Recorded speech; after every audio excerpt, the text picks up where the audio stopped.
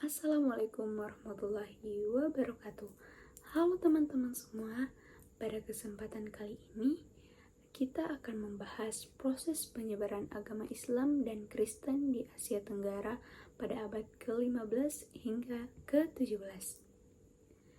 Penyebaran agama di wilayah ini merupakan proses yang sangat kompleks dan dipengaruhi oleh berbagai faktor seperti faktor sosial, faktor politik, faktor ekonomi, serta interaksi antar budaya dan agama yang terjadi selama beberapa abad. Perubahan agama ini bukan hanya revolusi spiritual, tetapi juga transformasi sosial dan politik yang membentuk dinamika masyarakat hingga sekarang. Pertama, mari kita lihat penyebaran agama Islam. Islam masuk ke Asia Tenggara melalui jalur perdagangan. Perdagangan internasional. Para pedagang Muslim dari Arab, Persia, Gujarat, hingga Cina datang ke pelabuhan-pelabuhan penting di wilayah ini. Selain berdagang, mereka juga membawa ajaran Islam. Nah, salah satu cara yang efektif dalam penyebaran Islam adalah melalui perkawinan. Perkawinan yang dilakukan antara pedagang Muslim yang berasal dari negara Muslim dengan putri bangsawan setempat. Hal ini membuat penguasa lokal mulai memeluk agama Islam, sehingga agama ini semakin cepat menyebar dan menjadi bagian dalam sistem pemerintahan. Kesultanan dan kerajaan pesisir seperti Malaka, Aceh, Ternate, Tidore, Minangkabau, dan Brunei menjadi pusat penyebaran Islam karena posisi strategis mereka di jalur perdagangan. Penguasa sering memeluk Islam untuk memperkuat kekuasaan dan memperluas jaringan politik mereka. Dakwah para ulama dan sufi yang menggabungkan ajaran Islam dengan budaya lokal juga turut membantu proses ini. Nah, selanjutnya kita bahas tentang proses alih agama yang terjadi selama penyebaran Islam dan Kristen di Asia Tenggara pada abad ke-15 hingga abad ke-17. Proses ini bukan hanya sekedar perubahan keyakinan, melainkan transformasi sosial, politik, ekonomi, dan budaya yang kompleks. Nah, salah satu faktor utama masuknya Islam adalah meningkatnya jaringan perdagangan di wilayah maritim Asia Tenggara yang menjadi pusat penting perdagangan. Para pedagang Muslim dari berbagai wilayah Arab seperti Persia, Gujarat, Bengal, bahkan Cina datang ke pelabuhan-pelabuhan di Asia Tenggara, tidak hanya untuk berdagang, tetapi juga menyebarkan agama dan budaya Islam. Metode efektif penyebaran Islam di sini adalah melalui perkawinan antara pedagang Muslim dengan putri bangsawan lokal. Contohnya, tokoh seperti Sunan Ampel dan Sunan Agung Jatih menikahi putri kerajaan. menghasilkan keturunan yang berpengaruh dalam pemerintahan dan masyarakat. Ini mempercepat proses Islamisasi pada kerajaan-kerajaan pesisir seperti Malaka, Aceh, Ternate, Tidore, Minangkabau, dan Brunei yang secara strategis berada di jalur perdagangan regional.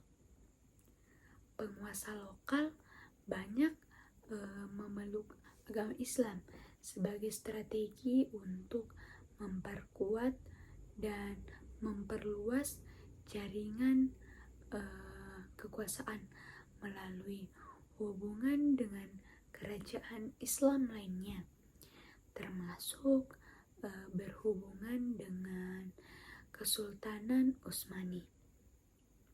Contohnya, Sultan Aceh yang mengirim utusan kepada Sultan Utsmani untuk meminta bantuan melawan Portugis. Di sisi lain, penyebaran agama Kristen datang dari bangsa Eropa seperti Portugis dan Spanyol yang menjelajahi melalui jalur laut.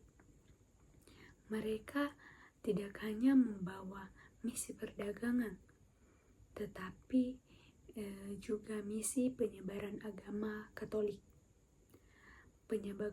Penyebaran Kristen ini seringkali terkait dengan dominasi kolonial yang membatasi kedaulatan penguasa lokal dan kontrol yang lebih kuat oleh misionaris asal Eropa.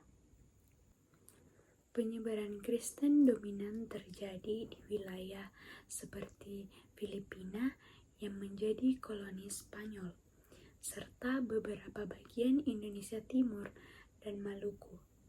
Berbeda dengan Islam yang biasa dijadikan alat legitimasi penguasa lokal, Katolikisme kadang melemahkan kekuasaan penguasa setempat karena otoritas spiritual berada pada misionaris asing. Dalam proses alih agama ini, tulisan dan kitab suci memegang peran penting sebagai simbol otoritas dan sumber pembelajaran agama. Muslim menggunakan kitab Arab dan terjemahan bahasa Melayu dan Jawa untuk pendidikan dan dakwah.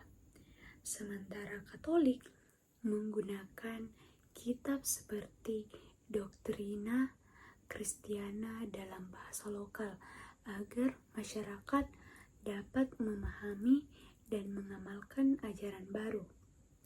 Metode pengajaran seperti penghafalan, doa bersama, dan ritual kolektif membantu penguatan komunitas agama baru di tengah masyarakat yang sebelumnya berorientasi lisan dan ritual yang bersifat tradisional.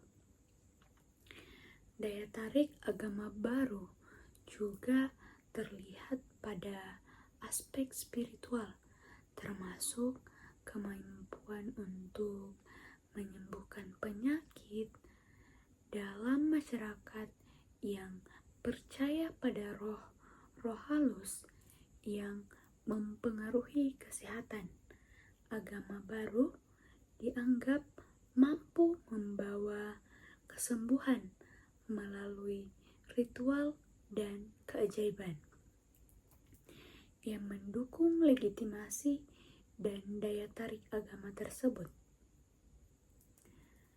Nah, asimilasi merupakan unsur budaya lokal yang juga terjadi dalam praktik keagamaan, membuat agama baru lebih mudah untuk diterima dan beradaptasi dengan kondisi lokal.